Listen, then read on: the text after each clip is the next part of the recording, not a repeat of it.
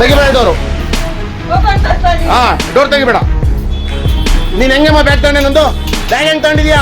Ticket bag ಹೆಂಗ್ ತಗೊಂಡಿದ್ಯಾ? Ticket bag ಯಾಕೆ ತಗೊಂಡಿದ್ಯಾ? ಅಣ್ಣ ಅಣ್ಣ ಪೊಲೀಸರು ಕರೋಣ. ಅಣ್ಣ ಪೊಲೀಸರು ಕರೋಣ ಒಂದು ನಿಮಿಷ. ಅಣ್ಣ ಪೊಲೀಸರು ಕರೋಣ ಒಂಚೂರು. ಬರಬರ ಒಂದು ನಿಮಿಷ ಪೊಲೀಸರು ಕರೋಣ. ಗೈಸ್, ನಿನ್ನೆಯಿಂದ ಸೋಷಿಯಲ್ ಮೀಡಿಯಾ ಪೂರ್ತಿ ಈ ವಿಡಿಯೋ ಸಿಕ್ಕಾಪಟ್ಟೆ ವೈರಲ್ ಆಗ್ತಾ ಇದೆ. ಕಾರಣ ಏನಂತ ಹೇಳಿ ಎಲ್ರಿಗೂ ಕೂಡ ಆದಷ್ಟು ಗೊತ್ತಿದೆ. ನಿಮಗೆ ಚಿಕ್ಕದಾಗಿ ಹೇಳ್ಬೇಕಂದ್ರೆ, ಕಂಡಕ್ಟ್ರು ಬ್ಯಾಗ್ ಅನ್ನೇ ಕದ್ದುಬಿಟ್ಟವಳೆ ಈ ಹೆಂಗ್ಸು. ಎಂಥ ದರಿದ್ರ ಪರಿಸ್ಥಿತಿ ಬಂದ್ಬಿಟ್ಟಿದೆ ಅಂದ್ರೆ ಇವಳಿಗೆ ಕಂಡಕ್ಟರ್ ಟಿಕೆಟ್ ಬ್ಯಾಗ್ ಅನ್ನೇ ಕದ್ದುಬಿಟ್ಟವಳೆ. ಫಸ್ಟೇ ನಮ್ಮ BBMP, KSRTC ಇನ್ನು ಉಳಿದಂತೆ ಗೌರ್ಮೆಂಟ್ ಬಸ್ಗಳು ಯಾವಿದಾರೋ ಅವ್ರಿಗೆ ನೆಟ್ಟಿಗೆ ಸಂಬಳನೇ ಕೊಡ್ತಾ ಇಲ್ಲ. ಜೊತೆಗೆ ಫಸ್ಟ್ ಆಫ್ ಆಲ್ ನಮ್ಮ KSRTC, BMTC ಸಿಕ್ಕಾಪಟ್ಟೆ ಲಾಸ್ ಅಲ್ಲೂ ಕೂಡ ಇದೆ. ಅದಕ್ಕೆ ಕಾರಣ ಏನಂದ್ರೆ, ಈಗಾಗಲೇ ಹೆಣ್ಮಕ್ಳಿಗೆ ಫ್ರೀ ಟಿಕೆಟ್ ಅನ್ನು ಅನೌನ್ಸು ಕೂಡ ಮಾಡಾಗಿದೆ. ಅವರೇ 150 ತೊಂದರೆಗಳಲ್ಲಿ ಸಿಗಾಕೊಂಡು ಸಾಯ್ತಾ ಇದ್ರೆ, ಈ ಹೆಂಗ್ಸೇನಿದ್ದಾರೆ ಅವ್ರಿಗೆ ಮತ್ತೆ ಹೋಗಿ ಅವರ ಜೀವನಕ್ಕೆ ಕೊಳ್ಳಿ ಇಡೋ ಕೆಲಸವನ್ನ ಮಾಡ್ತಾಳಲ್ಲ ಇವಳು. ನೋಡಕ್ಕೆ ನೋಡ್ರಿ, ಚೆನ್ನಾಗಿ ಪೂಜೆ ಗೀಜೆ ಮಾಡ್ಕೊಂಡು ಬಂದಿರೋ ತರ ಏನ್ ಸುಸಂಸ್ಕೃತದಿಂದ ಇರುವಂತಹ ವ್ಯಕ್ತಿಗಳ ಮೇಲೆ ಡೌಟೇ ಬರಬಾರ್ದು. ಇವಳು ಇಟ್ಟಿರೋ ಕುಂಕುಮ ಒಂದ್ರ ಮೇಲೆ ಒಂದು 4-5 ಇಟ್ಕೊಂಡು, ಆ ವೇಲ್ ಹಾಕೊಂಡು, ಆ ಬಟ್ಟೆ ಹಾಕೊಂಡು, ಚೆನ್ನಾಗಿ ಬಳೆಗಳನ್ನ ಹಾಕೊಂಡು ಬ್ಯಾಗ್ ಇಟ್ಕೊಂಡ್ ಬಂದವಳೆ. ಇವಳನ್ನ ನೋಡಿದ್ರೆ ಕಳ್ಳಿನೇ ಅನ್ಸೋದಿಲ್ಲ. ಆದ್ರೆ ಹುಟ್ಟು ಕಳ್ಳಿ ಇವಳು, ದೊಡ್ಡ ಕಳ್ಳಿ ಇವಳು. ಪಾಪ ಕಂಡಕ್ಟ್ರು ಎಲ್ರಿಗೂ ಕೂಡ ಟಿಕೆಟ್ ಕೊಟ್ಕೊಂಡು ತನ್ನ ಬ್ಯಾಗ್ ಅನ್ನ ಇಟ್ಕೊಂಡು ಕೂತಿದ್ರೆ, ನಿಧಾನಕ್ಕೆ ಬ್ಯಾಗ್ನೇ ದೇಬ್ಬಿಟ್ಟು ಇವಳು ಬ್ಯಾಗ್ ಒಳಗೆ ಇಟ್ಕೊಬಿಟ್ಟವಳೆ. ಆದ್ರೆ ಕಿಲಾಡಿ ಆಗಿರುವಂತಹ ಕಂಡಕ್ಟರ್ ಏನ್ ಮಾಡಿದಾರೆ ಅಂತ ಹೇಳಿದ್ರೆ, ಆ ಬ್ಯಾಗ್ ಅಲ್ಲಿ ಹೆಂಗೋ ಅವ್ರ ಬ್ಯಾಗ್ ಸಿಕ್ಕಿರೋದನ್ನ ನೋಡ್ಬಿಟ್ಟು ಅವಳನ್ನ ಅಲ್ಲೇ ಲಾಕ್ ಮಾಡ್ಬಿಟ್ಟವ್ರೆ. ಯಾವ ರೀತಿ ಲಾಕ್ ಮಾಡವ್ರೆ? ಬಸ್ಗೆ ಸದ್ಯ ಡೋರ್ ಕ್ಲೋಸಿಂಗ್ ಸಿಸ್ಟಮ್ ಇದೆ.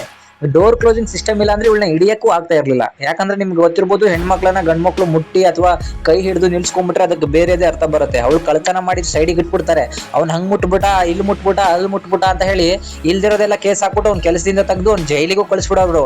ಆದ್ರೆ ದೇವ್ರ ಪುಣ್ಯನೋ ಇವನ್ ಪುಣ್ಯನೋ ಗೊತ್ತಿಲ್ಲ, ಆ ಬಸ್ ಅಲ್ಲಿ ಒಂದು ಲಾಕಿಂಗ್ ಸಿಸ್ಟಮ್ ಇರೋದ್ರಿಂದಾಗಿ ಇವಳ ನಿಲ್ಲಿಸ್ತಾನೆ. ನನ್ನ ಬ್ಯಾಗ್ ನಿನ್ ಬ್ಯಾಗಲ್ಲಿ ಹೇಗ್ ಬಂತು ಅಂತ ಹೇಳಿ ಕೇಳ್ತಾಳೆ. ಅಷ್ಟಾಗೂ ಅವಳು ಬ್ಯಾಗ್ ತೆಗೆದು ಅವನಿಗೆ ಕೊಟ್ಬಿಟ್ಟು ಹೋಗ್ಬಿಡೋಣ ಅನ್ನೋದಿಲ್ಲ. ಬ್ಯಾಗ್ನ ಅವಳ ಹತ್ರನೇ ಹಿಡ್ಕೊಂಡು ತೆಗಿಯೋಡೋರು ಅಂತ ಹೇಳಿ ಅವನಿಗೆ ಆವಾಜ್ ಹಾಕ್ತಾಳೆ. ಜೊತೆಗೆ ಅಲ್ಲೇ ಇದ್ದಂತಹ ಟ್ರಾಫಿಕ್ ಪೊಲೀಸ್ನ ಬಸ್ ಒಳಗೆ ಕರ್ಸ್ಕೋತಾರೆ. ಡ್ರೈವರು ಮತ್ತೆ ಕಂಡಕ್ಟರ್ ಇಬ್ರು ಸೇರ್ಕೊಂಡು ಅವಳನ್ನ ಕೇಳ್ತಾರೆ. ಅವಳು ಯಾವ್ದಕ್ಕೂ ಕೇರ್ ಅಂತ ಇರಲ್ಲ. ಏನು ಕದ್ದಿದೀನಿ ಅಂತ ಒಪ್ಕೊಳಕ್ಕೆ ರೆಡಿ ಇಲ್ಲ ಅವಳು. ಅಂತಹ ಕಳ್ಳಿ, ದೊಡ್ಡ ಕಳ್ಳಿ ಇದ್ದಾಳೆ, ಹುಟ್ಟು ಕಳ್ಳಿ ಇದ್ದಾಳೆ. ನಂತರ ಅಲ್ಲಿ ಅದ್ರಲ್ಲಿರುವಂತಹ ಒಂದು ದುಡ್ಡಾಗಿರ್ಬೋದು, ಮತ್ತೊಂದಾಗಿರ್ಬೋದು, ಎಲ್ಲದನ್ನು ಕೂಡ ಚೆಕ್ ಮಾಡ್ತಿದ್ದಾಳೆ. ನೋಡಿ ಇಲ್ಲೇ ನೀವು ಅಲ್ಲಿ ಹೋಗಿ ಆ ಡ್ರೈವರ್ ಸೀಟ್ ಪಕ್ಕದಲ್ಲಿ ಇರುವಂತಹ ವಿಂಡೋ ಹತ್ರ ಹೋಗಿ ಹಿಂಗ್ ಗುದ್ದುತ್ತಾಳೆ 2 ಸಲ. ತೆಗಿಯೋ ಅಂತ ಹೇಳಿ ಕಂಡಕ್ಟರ್ ಹೇಳ್ತಾರೆ, ನಾನ್ ತೆಗಿಯೋದಿಲ್ಲ ಅಂತ ಹೇಳಿ, ತೆಗಿಬೇಡ್ರಿ ಅಂತ ಹೇಳಿ. ಆಮೇಲೆ ಜನಗಳನ್ನು ಕೂಡ ಹತ್ತಿಸ್ಕೋಬೇಕು ಹೀಗಂತ ಹೇಳಿ ಇದನ್ನು ಸುಮ್ಮನೆನೂ ಕೂಡ ಬಿಡೋಕ್ ಆಗೋದಿಲ್ಲ. ನಂತರ ಪೊಲೀಸವ್ರನ್ನೂ ಕೂಡ ಕರೆಸ್ತಾರೆ. ಪೊಲೀಸವರು ಕೂಡ ಬರ್ತಾರೆ.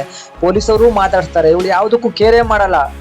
ತೆಗಿಯೋ ಅಂತ. ಇದಕ್ಕೆಲ್ಲ ಮೂಲ ಕಾರಣ ಏನಂತ ಹೇಳಿದ್ರೆ, ನಮ್ಮಲ್ಲಿರುವಂತಹ ಕಾನೂನು ಗಂಡ್ಮಕ್ಳಿಗೊಂದು, ಹೆಣ್ಮಕ್ಳಿಗೊಂದು. ಹೆಣ್ಮಕ್ಳನ್ನ ಮುಟ್ಟೋ ರೀತಿ ಇಲ್ಲ.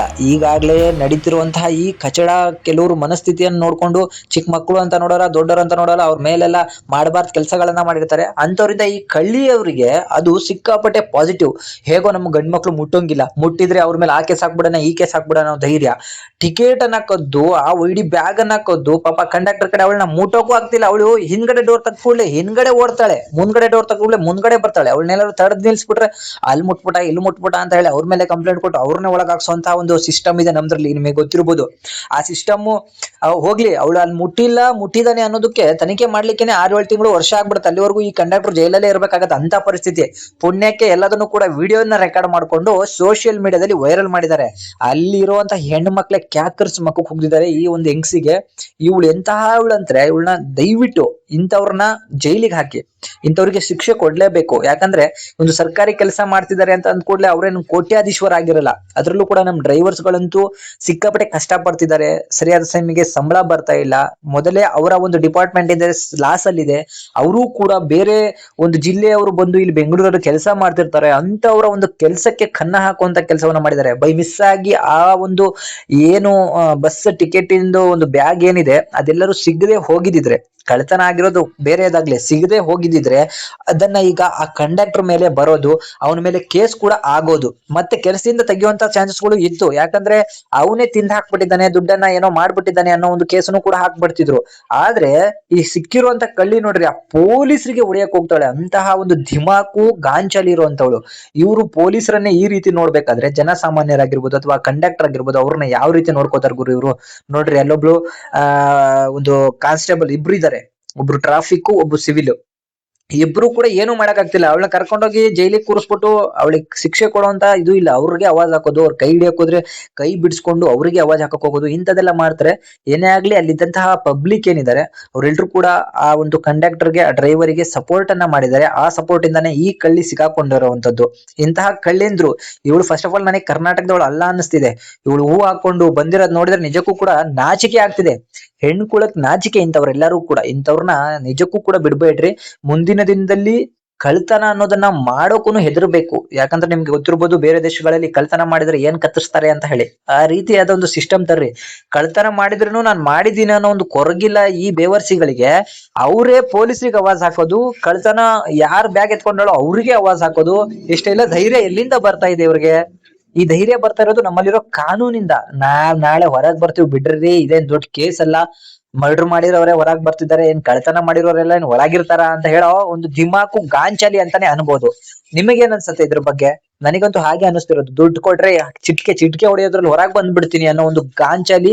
ಇಂತಹ ಎಷ್ಟು ಕಳ್ತನ ಮಾಡಿ ಎಷ್ಟು ದುಡ್ಡನ್ನ ಸಂಪಾದನೆ ಮಾಡಿರ್ಬೋದು. ನೋಡೋಕೆ ಏನು ಬಡತನದಿಂದ ಬಂದು ದೇವ್ರ ಮೇಲೆ ಭಾರಿ ಭಕ್ತಿ ಇರೋ ರೀತಿಯಲ್ಲಿ ಇದ್ದಾಳೆ. ಮಾಡಿರೋದು ಮಾತ್ರ ಕಚಡ ಕೆಲ್ಸ. ಇಂತಹ ಕಚಡಗಳಿಗೆ ಶಿಕ್ಷೆಯನ್ನ ಕೊಡಿ. ಯಾವ ರೀತಿ ಶಿಕ್ಷೆ ಕೊಡ್ಬೇಕಂದ್ರೆ ನೆಕ್ಸ್ಟ್ ಯಾರ್ದಾರು ಕೆಳಗಡೆ ದುಡ್ಡು ಬಿದ್ದಿದ್ರು ಅಲ್ಲಿ ಯಾರು ಇಲ್ದೇನು ಆ ದುಡ್ಡು ಮುಟ್ಬಾರ್ದು. ಆ ರೀತಿ ಒಂದು ಶಿಕ್ಷೆ ಕೊಡಿ.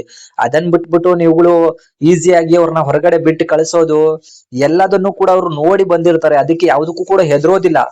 ಈಗ ಎಲ್ಲರ ಮುಂದೆನೆ ಇಷ್ಟು ಮರ್ಯಾದೆ ಕಳ್ಕೊಂಡ್ರೆ ಇಷ್ಟ ಅವಾಜ್ ಆಗ್ತಿರೋರು ಯಾರು ಇಲ್ದಾಗ ಹೇಗ್ ಮಾಡ್ಬೋದು? ಜನಸಾಮಾನ್ಯರ ಈ ಕತೆ ಏನು?